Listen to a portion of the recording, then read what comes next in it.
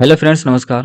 स्वागत है आप सभी का आपके अपने यूट्यूब चैनल ग्लोबल परीक्षा पर। दोस्तों, आज की वीडियो बड़ी ही इंपॉर्टेंट होने वाली है क्योंकि इसमें हम बात करेंगे हिंदी पर कि हिंदी क्या है, हिंदी का विकास कैसे हुआ, हिंदी कैसे सीखें, हिंदी बोली है या भाषा, हिंदी का आम जीवन पर क्या प्रभाव है, या देखिए जो भी प्रतियोगी परीक्षाओं की तैयारी कर रहे हैं उनके लिए हिंदी कितनी महत्वपूर्ण है, या स्कूल में पढ़ने वाले छात्रों के लिए हिंदी किस तरह से सीखी जाती है या किस तरह से वे हिंदी को सीखें, कौन कौन सी किताबें हिंदी के लिए महत्वपूर्ण है। इन सभी चीज़ों पर दोस्तों आज बात करने वाले हैं, तो आज की वीडियो बहुत ही इम्पोर्टेंट है। देखिए, बात करेंगे दोस्तों कि जो सामान्य हिंदी है यानी प्रतियोगी परीक्षाओं के लिए, वो हिंदी हमसे ही क्यों पढ़ें? तो इस पर भी एक डिटेल में चर्चा करने वाले हैं। देखिए, एक दिवसीय प्रतियोगी परीक्षाओं में 100% अंक दिलाने वाली क्लासें सिर्फ ग्लोबल परीक्षा पर, ये बात हमने क्यों की, इस पर भी बात करेंगे क्योंकि देखिए अभी इलाहाबाद हाई कोर्ट भर्ती हुई थी, ये जनवरी में अभी इसका पेपर हुआ था, तो वहाँ पर हमारे द्वारा जो क्लासें ली गई थी उसमें से कितनी हिंदी फंसी है, उसके माध्यम से हम ये कह रहे हैं कि 100% परीक्षाओं में अंक दिलाने वाली क्लासें आपको ग्लोबल परीक्षा पर ही मिलने वाली हैं। तो हिंदी को किस तरह से सीखेंगे, इस सभी पर हम चर्चा करने वाले हैं दोस्तों। देखिए, जो भी हमारे यूट्यूब चैनल पर नए हैं वो चैनल को सब्सक्राइब कर लें और दोस्तों वीडियो को अपने दोस्तों के साथ ज़रूर शेयर करें। पहला सवाल ये है दोस्तों कि हिंदी है क्या जो हम पढ़ने वाले हैं? इसका आंसर है दोस्तों, हिंदी एक भाषा है। तो सर, भाषा क्या चीज़ है? तो देखिए, भाषा एक साधन है जिसके माध्यम से हम विचारों को, भावों को प्रकट करते हैं। और ये देखिए, जो भाषा है दोस्तों, ये बना है भास धातु से। ये भास धातु से बना है जिसका अर्थ होता है आवाज़ या वाणी। तो सर, विचारों और भावों को तो हम लिखकर भी प्रकट कर सकते हैं और बोलकर भी प्रकट कर सकते हैं, और सर संकेत देकर भी हम प्रकट कर सकते हैं। क्या ये भी भाषा होती है? जी हाँ, ये भी भाषा के प्रकार होते हैं दोस्तों। देखिए, भाषा के 3 प्रकार होते हैं: लिखित भाषा, सांकेतिक भाषा और मौखिक भाषा। लिखित भाषा यानी जब हम पत्र के माध्यम से यानी लिख कर अपने भावों और अपने विचारों को दूसरे के सामने पेश करते हैं, वो होती है दोस्तों लिखित भाषा। सांकेतिक भाषा जब किसी संकेत के माध्यम से हम अपने भावों को, अपने विचारों को दूसरे के सामने रखते हैं। जैसे आपने रोड के किनारे यानी रोड के साइड में अनेकों चित्र, अनेकों संकेत देखे होंगे, जिसके माध्यम से ये पता चलता है कि कहाँ पर किस साइड को मुड़ना ज़रूरी है, कहाँ पर किस सीधा चलना ज़रूरी है, या कहाँ पर गति क्या रखनी है, या आगे स्कूल है, आगे अस्पताल है। ये सारी चीज़ें हमें संकेतों के माध्यम से भी पता चल जाती है, यानी उन विचारों का, उन भावों का हमें पता चल जाता है। तो भाषा क्या है? सांकेतिक भी हो गई और लिखित भी हो गई। और एक बची दोस्तों मौखिक भाषा, यानी हम बोलकर जो बातचीत करके हम अपने भावों, अपने विचारों को रखते हैं। तो यहाँ से हमें ये पता चला कि भाषा एक साधन है जिसके माध्यम से हम अपने विचारों को, अपने भावों को प्रकट करते हैं। और इसके 3 रूप होते हैं दोस्तों: लिखित भाषा, सांकेतिक भाषा और मौखिक भाषा, ठीक? और ये भास धातु से बना है जिसका अर्थ होता है आवाज़ या वाणी।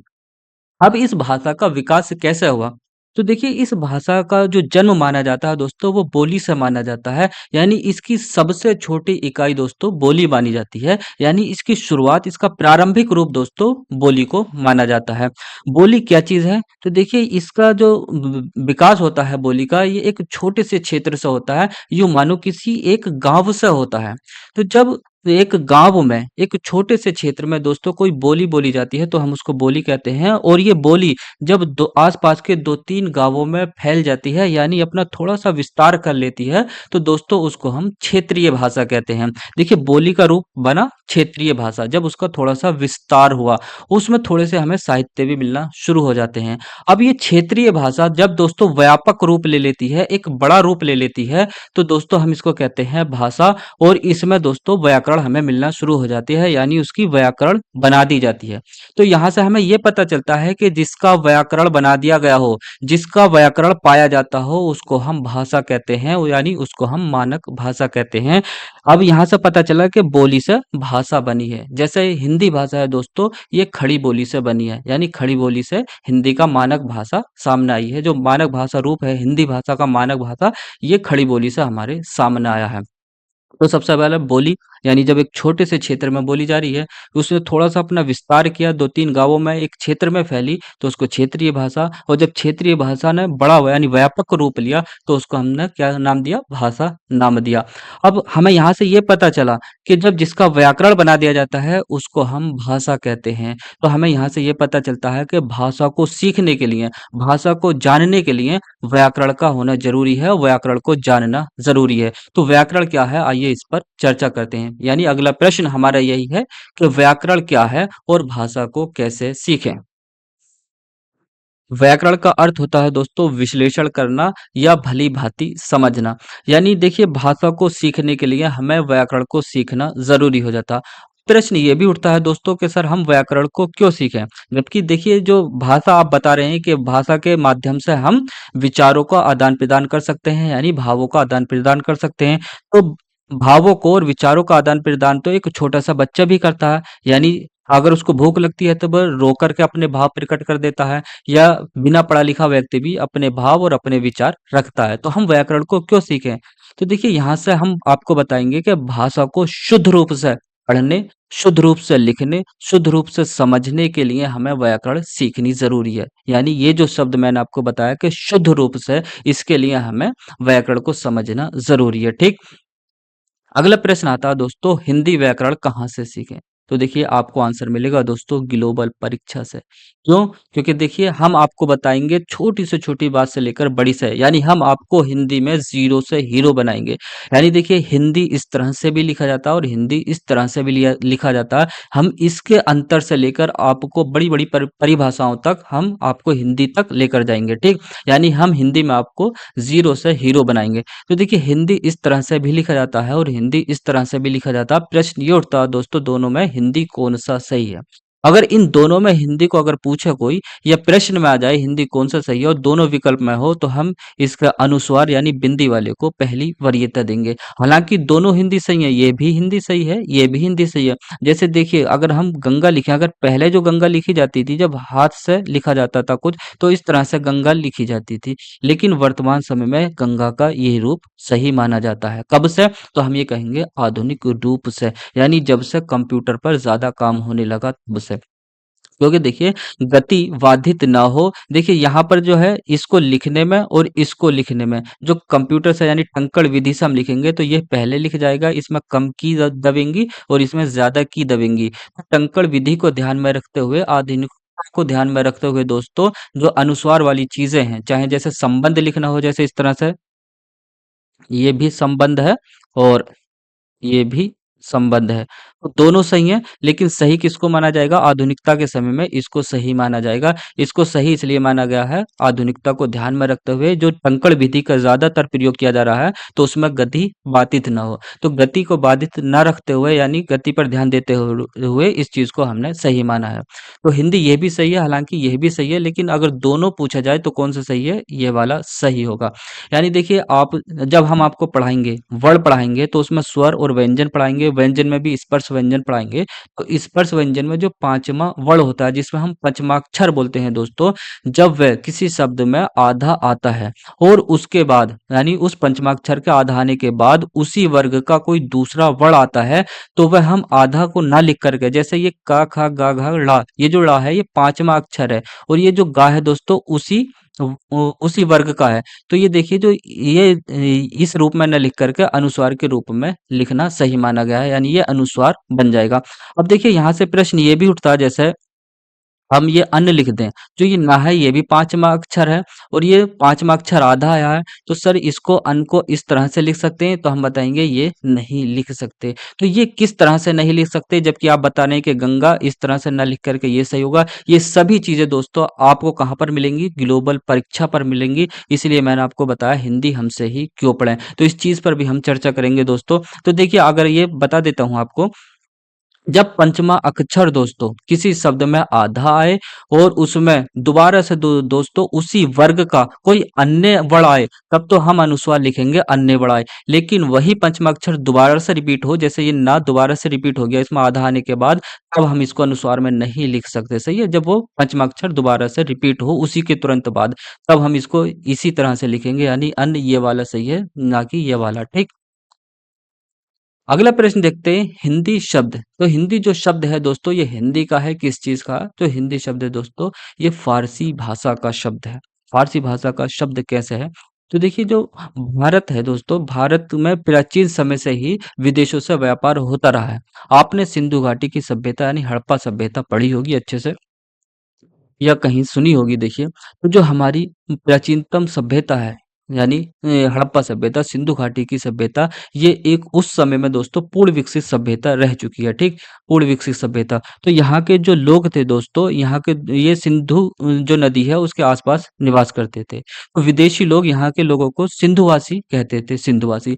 अब यहाँ जब ईरान और फ़ारस के यानी ईरान का जो प्राचीन नाम है दोस्तों वो क्या? फ़ारस। वहाँ के लोग आए यहाँ से व्यापार करने के लिए, तो देखिए उन्होंने यहाँ जो सिंधुवासी लोग थे उसको हिंदूवासी लोग कहा। क्यों? क्योंकि जो वो सा का उच्चारण करते थे दोस्तों, हा से करते थे, यानी उनसे सा का उच्चारण हमेशा उन्होंने हा से किया। तो जो सा से चीजें आती थी उसको हा से कहते थे। तो सिंधु नदी को उन्होंने हिंदू नदी कहा और यहाँ के जो आसपास के रहने वाले लोग थे उनको हिंदूवासी कहा। तो यहाँ से जब कोई चीज जाती थी तो उस चीज को कहते थे हिंदी। जैसे मान लो हम अभी वर्तमान समय में जब चीन से कोई चीज आती है तो हम क्या कहते हैं? ये चीनी सामान है। जो चाइना के सामान को हम क्या कह देते हैं? ये चीनी सामान है, या वहाँ के लोगों को ये चीनी है। तो ऐसे ही जब सिंधुवासी के से जो यानी हड़प्पा सभ्यता से जो सामान विदेशों में जाता था तो उसको हिंदी सामान कहा जाता था। तो हिंदी शब्द की शुरुआत उस समय से ही हो गई थी, ठीक? तो जो ये फारसी लोगों ने सा का उच्चारण हा से कहा यानी सिंधु नदी को हिंदू नदी कहा और यहाँ के लोगों को हिंदूवासी कहा। तो इस तरह से ही हिंदी शब्द की उत्पत्ति हुई, यानी जो हिंदी है उस वो किस भाषा का शब्द है? फारसी भाषा का शब्द है। ये किसमें परीक्षा में अनेकों बार पूछा जाता है। अगला सवाल है दोस्तों वर्ण अक्षर शब्द किसको कहते हैं? तो देखिए हम जब आपको हिंदी पढ़ाएंगे बिल्कुल जीरो से हिंदी पढ़ाएंगे, वर्णों का वर्गीकरण करेंगे कि इसमें स्वर होते हैं और इसमें व्यंजन होते हैं, इस तरह से। तो वहां पर देखिए हम आपको बताएंगे जैसे वर्ण है तो इसमें जो हमने ये शब्द लिखा है कमल, तो इसमें देखिए जो का है ये व्यंजन है और देखिए व्यंजन का उच्चारण दोस्तों स्वयं में यानी जब व्यंजन स्वयं अकेला हो तो उसका उच्चारण संभव नहीं होता। उसके उच्चारण के लिए दोस्तों स्वर की सहायता लेनी पड़ती है। जैसे हम इसका का उच्चारण करने के लिए आ की सहायता लेंगे। तो इस का को जब हमने खोला तो इस का के साथ हमें आ लगा मिला, यानी का उच्चारण करने के लिए हमें आ स्वर की सहायता लेनी पड़ी। ऐसे ही माँ के उच्चारण के लिए हमें आ की सहायता लेनी पड़ी और ला के उच्चारण के लिए आ की सहायता लेनी पड़ी। तो यहाँ पर ये जो खुले हुए हैं दोस्तों ये हैं वर्ण, यानी कमल में 1 2 3 4 5 6 वर्ण हैं। फिर अक्षर किसको कहते हैं? अक्षर दोस्तों उसको कहते हैं जिसका उच्चारण हो सके। तो हमने आपको बताया कि स्वर का तो उच्चारण हो जाता है लेकिन व्यंजनों का उच्चारण नहीं होता, उनके उच्चारण के लिए स्वर की सहायता लेनी पड़ती है।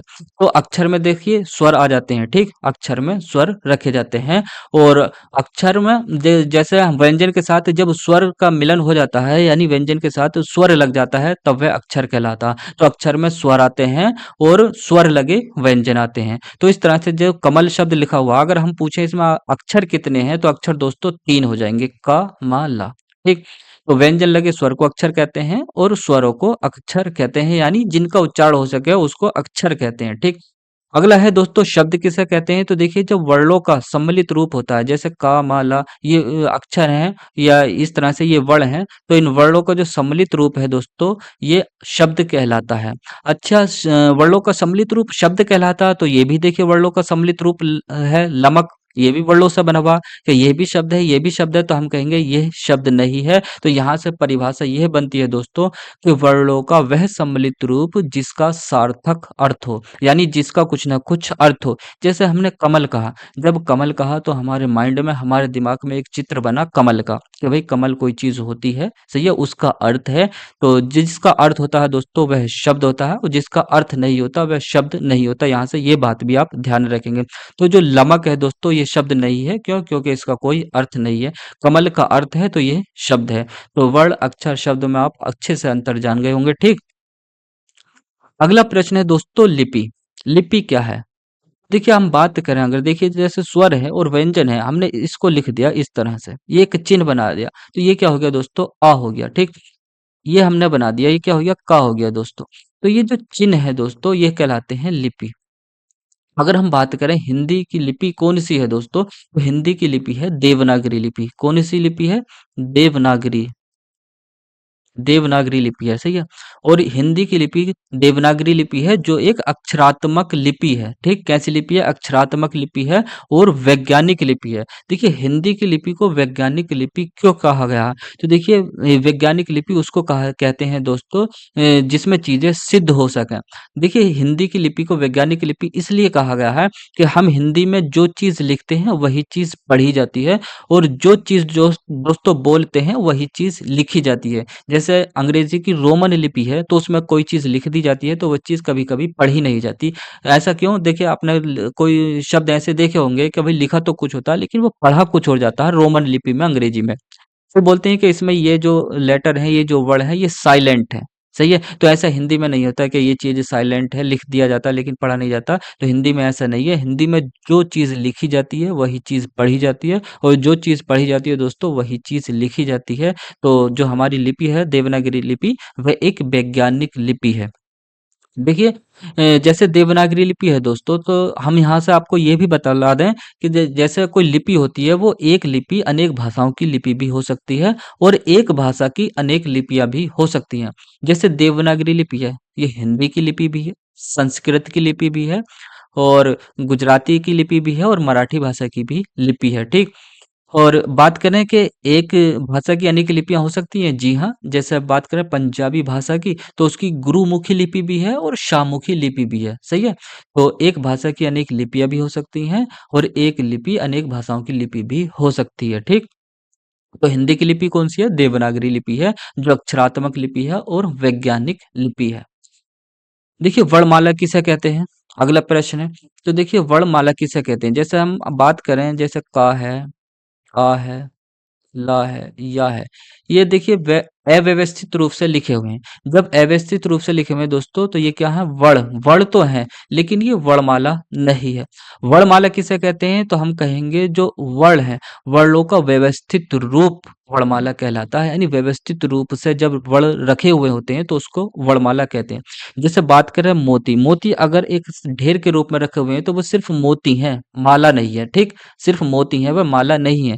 जब उन मोतियों को धागे में सही तरीके से व्यवस्थित रूप से पिरो दिया जाता है, तब वह माला बनती है। ऐसे ही दोस्तों वर्ण जब व्यवस्थित रूप से रखे जाते हैं तब वह वर्णमाला बनती है, सही है। अच्छा देखिए वर्णमाला की कुल संख्या अभी तक आपने 52 पढ़ी होगी, लेकिन हम जब हिंदी पढ़ाएंगे आपको तो हम कहेंगे दोस्तों हिंदी की जो वर्णमाला है, हिंदी में वर्णमाला, उसकी संख्या 52 से बढ़कर अब 53 हो गई है। क्यों 53 हो गई है? नया वर्ण कौन सा है, क्यों रखा गया, कब से रखा गया, सही है। इन सभी चीजों पर दोस्तों हम अपनी वीडियो में आगे चर्चा करने वाले हैं।